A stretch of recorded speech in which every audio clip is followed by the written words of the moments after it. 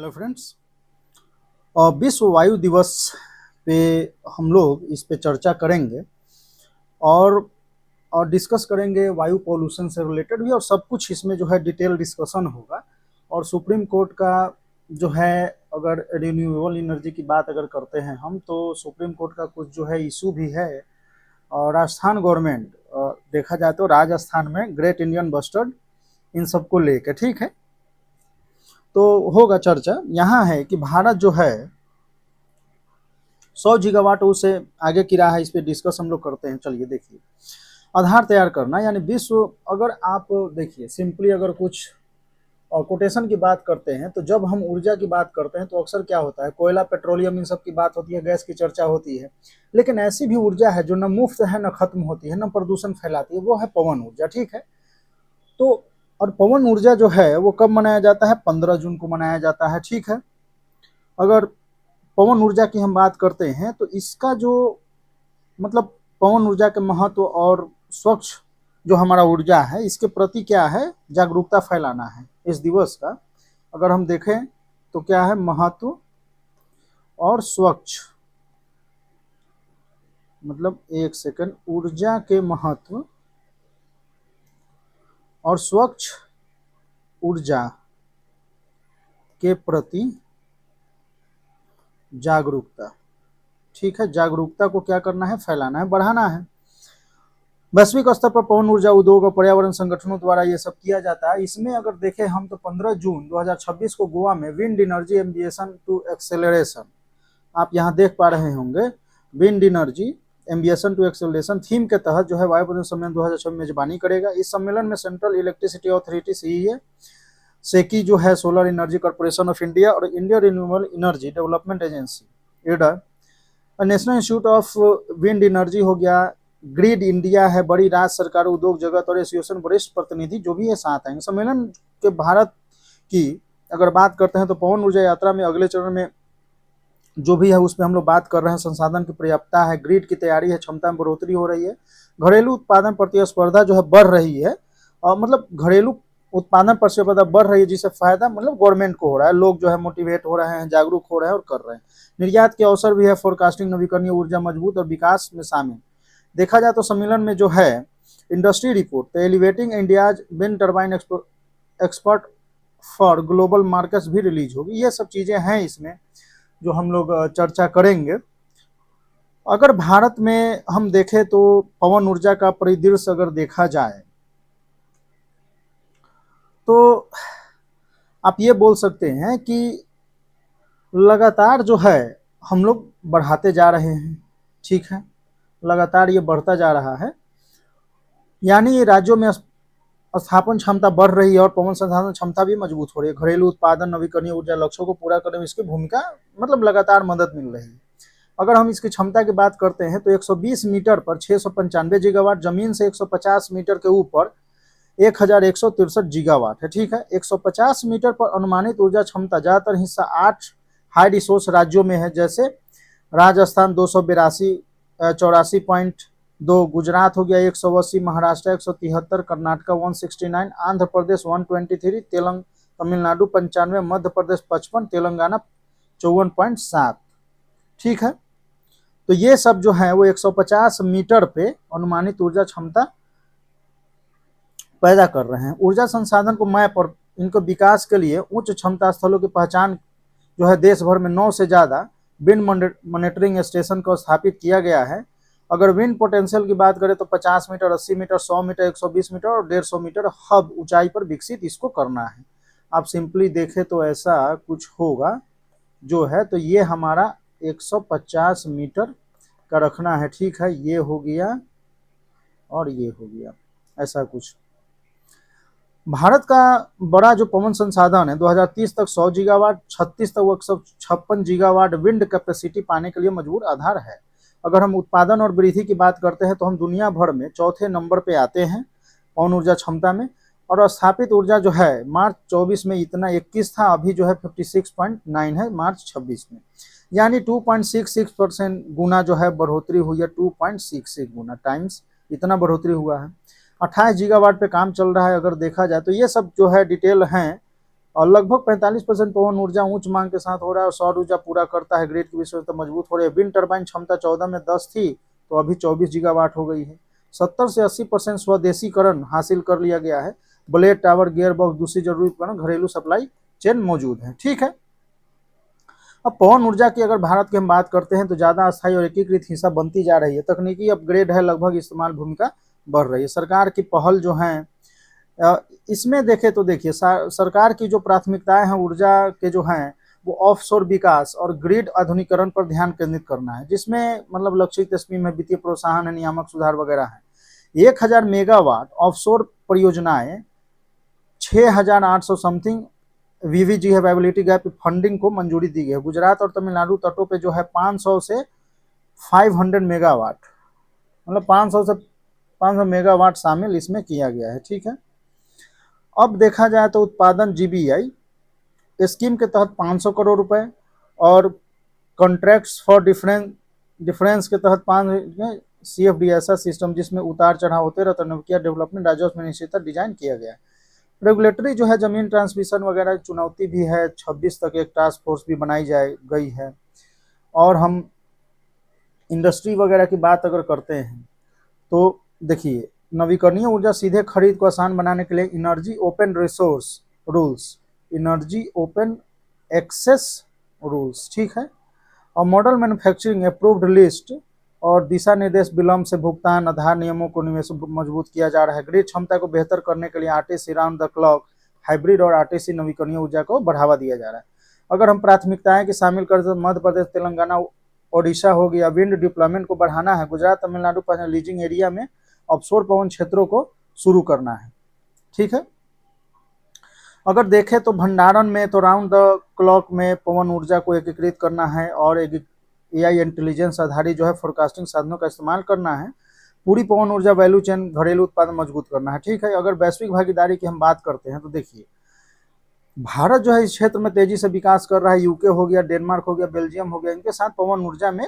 और तो अगर आप ये देखें कि तो इसमें क्या है कि ऑफशोर विंड डिप्लॉयमेंट है, उन्नत प्रौद्योगिकी का हस्तांतरण होगा, बेहतर ग्रिड इंटीग्रेशन पे फोकस होगा। अब ये देश जो है पॉलिसी डिजाइन, वित्तीय मॉडल, परियोजना क्रियान्वयन जानकारी को साझा करने में मदद करता है। अब देखिए यूनाइटेड किंगडम और भारत की बात अगर करते हैं तो फरवरी 2026 तक विजन 2035 और चौथे इंडिया यूके एनर्जी डायलॉग के तहत शुरू किया गया। फोकस क्षेत्र market design, port infrastructure, supply chain और ब्लेंडेड फाइनेंस। ठीक है। भारत बेल्जियम की बात करते हैं तो वर्ल्ड इकोनॉमिक फोरम 26 और भारत और बेल्जियम ऑफशोर विंड अनुसंधान विकास, ग्रीन टेक्सोनॉमी, इन सब चीजों पे काम हो रहा है। क्लीन एनर्जी यूरोप को दिलचस्पी का संकेत मिला है। भारत डेनमार्क की बात करते हैं तो पवन क्षमता निर्माण, एनर्जी यूटिलिटी और क्लाइमेट मंत्रालय के साथ हस्ताक्षर हो गया। एमओयू हुआ है 2025 में, नवीकरण किया गया है। मॉडलिंग वेरिएबल नवीकरणीय ऊर्जा का एकीकरण है और जो एक्सपर्ट है संयुक्त एक्सपर्ट प्रशिक्षण शामिल है इसमें। अब इसमें जो है कि आगे की राह तो जैसे जैसे भारत अपनी ऊर्जा इन सबको प्रवेश कर रहा है, भरोसामंद सस्ती जो भी है मिलने वाली बिजली देश में ऑनशोर हो गया, ऑफशोर विंड रिसोर्स लंबे समय वृद्धि के लिए मजबूत नींव रखते हैं, इसलिए अवसर को परियोजना तेजी से पूरा करेंगे। मजबूत ट्रांसमिशन इंफ्रास्ट्रक्चर, बेहतर फोरकास्टिंग, ये सब विंड स्टोरेज, 24 घंटे ऊर्जा उत्पादन जोड़कर घरेलू उत्पादन निर्यात प्रतिशत मजबूत होगा। पवन ऊर्जा न सिर्फ जलवायु ऊर्जा बल्कि अहम योगदान देने के लिए इन सब पे काम हो रहा है। तो देखिए अब अगर मैं बात करता हूं कि इसमें काफी कुछ है, चुनौतियां भी हैं। तो देखिए चुनौतियों की अगर हम बात करते हैं तो हवा जो है हर समय नहीं चलती है, अनियमितता है। बिजली उत्पादन जो है मतलब मौसम और हवा की गति पर निर्भर करता है। ठीक है। एनर्जी जो है तो एक तो विंड स्पीड हो गया, विंड स्पीड जो है पे डिपेंड करता है। दूसरा हो गया क्या अपना बिजली उत्पादन जो है मौसम पे। ठीक। और ग्रिड जो है मतलब ग्रिड को अगर स्थिरता बनाए रखना तो चुनौतीपूर्ण हो जाता है। भारत में जो है अगर हम देखें तो भूमि अधिग्रहण, लैंड जो है एक्विजिशन जो है तो उसमें भूमि अधिग्रहण में समस्याएं हैं।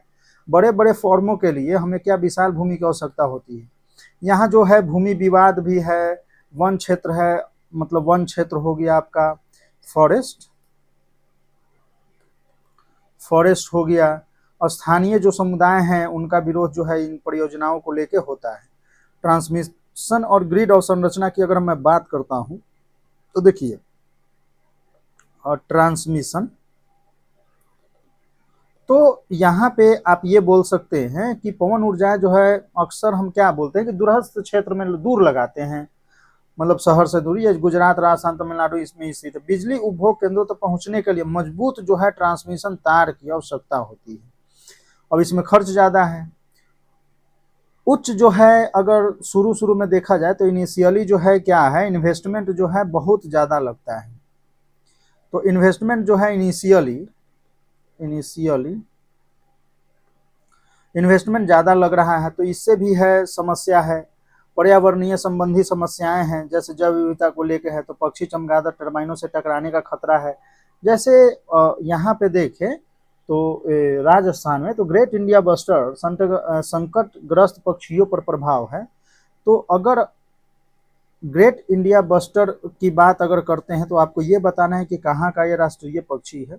इस संदर्भ में जो है सुप्रीम कोर्ट का कुछ निर्णय है, उसको हम लोग अभी देखेंगे। देखिए, बिजली भंडारण की कमी है। अब हवा में तो बिजली उत्पादन हमारा होगा, ठीक है, लेकिन उसको भंडारण करने के लिए तकनीक अभी भी महंगी है। कम क्षमता का उपयोग अगर हम देखें तो अधिकांश पवन परियोजनाओं का हम लोग लगभग 25 से 35% ही क्षमता उपयोग कारक जो है, आप कैपेसिटी जो है, यूज फैक्टर आप बोल सकते हैं। पुरानी टर्बाइनों की समस्या है कि मतलब जो कई पुराने पवन फर्म हैं कम दक्षता वाली टर्बाइनों का उपयोग करते हैं। तो ये सब चीजें हैं। वित्तीय चुनौतियां भी है कि डिस्कॉम जो है खराब वित्तीय स्थिति के कारण जो है भुगतान में देरी करता है, ठीक, डिस्कॉम्स। निवेशकों को विश्वास प्रभावित होता है। तो ये सब चीजें इसमें रही हैं। अब हम लोग बात करते हैं कि सुप्रीम कोर्ट का जो जजमेंट था इसको लेके, तो देखिए MK Ranjit Sinha and others versus Union of India, ठीक है, ग्रेट इंडियन बस्टर केस। अब ये मामला राजस्थान, गुजरात के पवन और सौर ऊर्जा से संबंधित है, ठीक है। इसमें जो है क्या था कि बिजली के ओवर जो हेड ट्रांसमिशन लाइन है उसे टकराने से हो रहा था। तो 2021 में मतलब सर्वोच्च न्यायालय ने आदेश दिया था कि बिजली की लाइनों को जितना हो सके, 21 में सुप्रीम कोर्ट ने क्या बोला कि आप क्या करिए कि अंडरग्राउंड करिए, ठीक है। अब इससे जो है परियोजनाओं पर प्रभाव पड़ सकता था। बाद में न्यायालय ने विशेष जो है क्या हुआ कि एक समिति का गठन किया गया, और जो उच्च वोल्टेज लाइनों को भूमिगत करना जो है मतलब कठिन था तकनीकी रूप और आर्थिक रूप से। तो मार्च 2024 में न्यायालय ने कहा कि जलवायु परिवर्तन के प्रतिकूल प्रभावों को मुक्त रहने का अधिकार संविधान के अनुच्छेद 21, 14, ठीक है, फंडामेंटल से जुड़ा अधिकार है। नवीकरणीय ऊर्जा महत्व को भी स्वीकार किया जाना है।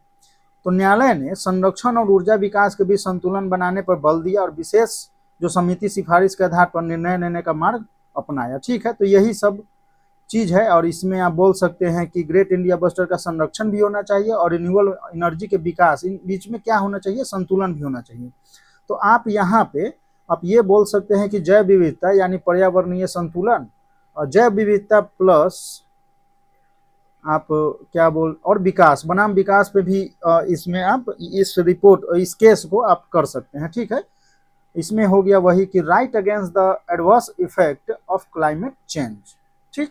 यानी जहां एक आर्टिकल 21 है, 14 है वर्सेस आप ऐसे बोल सकते हैं कि नवीकरणीय ऊर्जा, तो रिन्यूएबल एनर्जी जो है उसका डेवलपमेंट भी हमको देखना है, ठीक है। और इनके बीच में हमें क्या करना था, इनके बीच में बैलेंस बनाना था, ठीक है। तो यही चीजें थी इसमें। और इसमें अगर हम बात अगर करते हैं कि और कुछ, तो इसको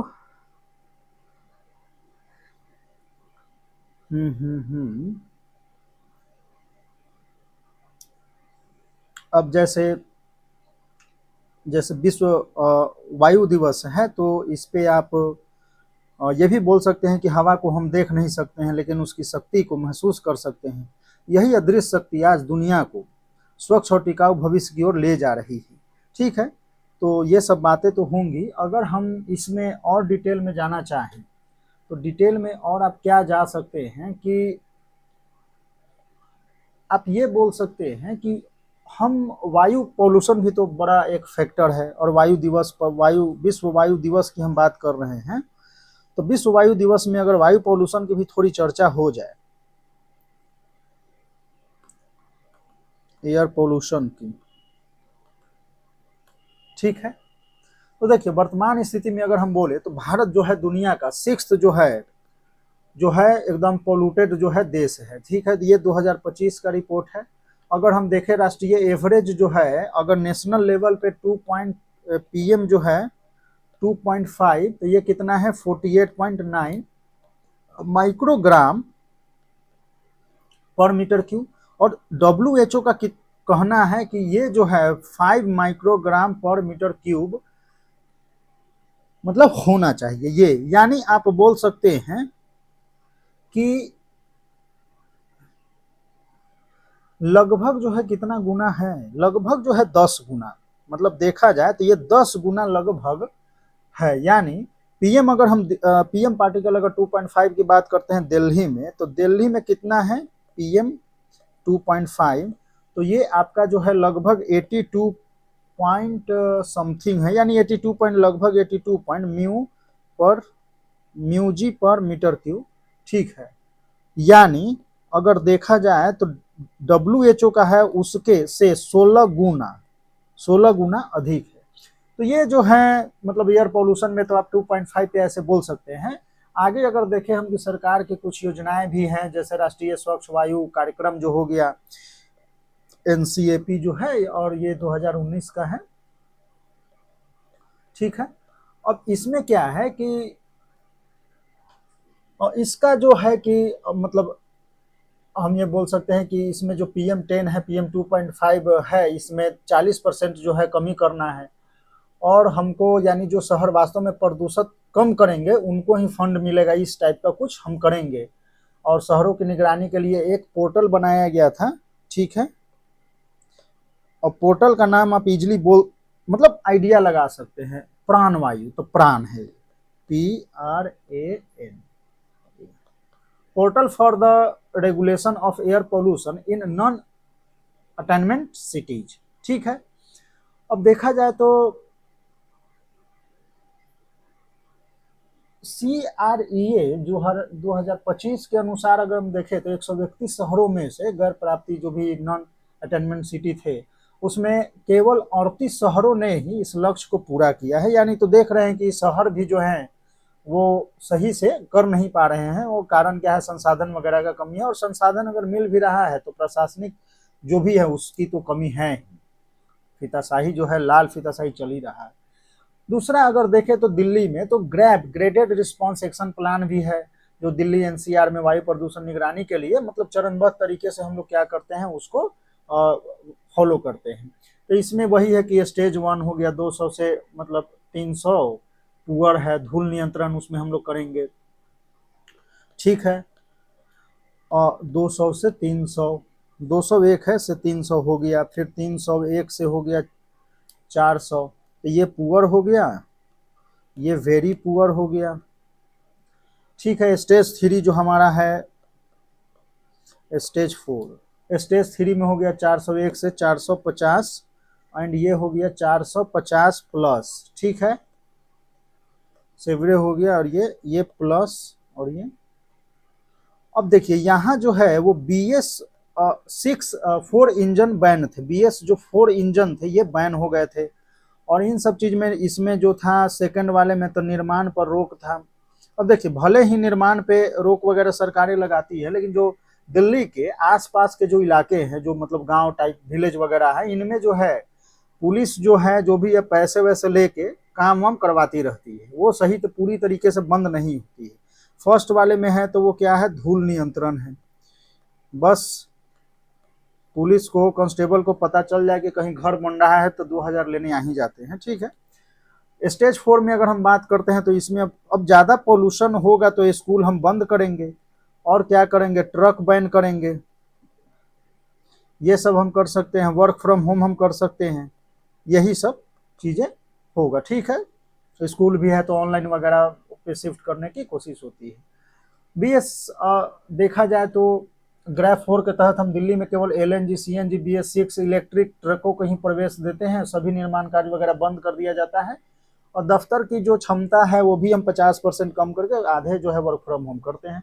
BS6 जो है यानी भारत स्टेज 6, तो यहाँ अगर आप देखें तो BS5 को मतलब अगर देखा जाए तो उसको छोड़ के जो है हम लोग 6 पे आ गए हैं और उस पे हम इससे क्या होगा कि BS6 मानक अगर वाहन हम यूज करते हैं तो PM पार्टिकल हो गया, नाइट्रोजन ऑक्साइड्स हो गए, सल्फर डाइऑक्साइड्स जो भी है, इसके उत्सर्जन से हम जो है कि BS6 से हम क्या कर सकते हैं, लगभग 80% जो है इसमें हम कमी कर सकते हैं इन सब गैसों में, ठीक है, जिसमें हो गया PM पार्टिकल हो गया, NOx हो गया और SO2, ठीक है। इनमें तो ये सब चीजें हैं जो एयर पोल्यूशन में हम लोग पढ़ेंगे वायु दिवस के दिन पे। वायु अब अगर सरकार के देखें तो एक है इलेक्ट्रिक फेम योजना है, तो फेम योजना के तहत इलेक्ट्रिक व्हीकल जो है उसको क्या करना है, सब्सिडी वगैरह दे के जो है काम कराया जा रहा है। और इसमें अगर इलेक्ट्रिक व्हीकल जो है अगर देखें दिल्ली में ही तो लगभग मतलब दिल्ली NCR और ये अगर देखा जाए तो लगभग 5000 का लक्ष्य है और पूरा मतलब धीरे धीरे किया जा रहा है। ज़्यादातर तो अब इलेक्ट्रिक व्हीकल ही पे जोर दिया जा रहा है, ठीक है, 3 व्हीलर 4 व्हीलर में भी,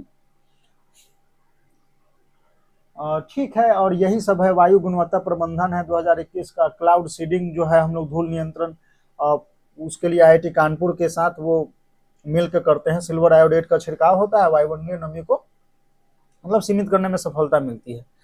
स्मार्ट ट्रैफिकिंग हो गया, इसमें हम AI वगैरह की मदद से जो है वो कर सकते हैं और जो भी मतलब ट्रैफिक हॉट स्पॉट है तो उसको स्मार्ट ट्रैफिकिंग की मदद से कम किया जा सकता है, ठीक है। पराली जलाने इन सब पे बैठक होगा, उसको कम करना है। तो यही सब है। बच्चों की सुरक्षा अगर करना है तो एयर प्योरीफायर वगैरह जो है वो स्कूलों में भी लगाना है, ऑफिस वगैरह इन सब चीज़ों में।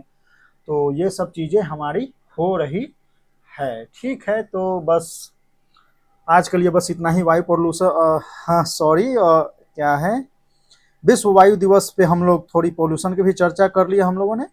और बाकी हम लोग मिलते हैं फिर।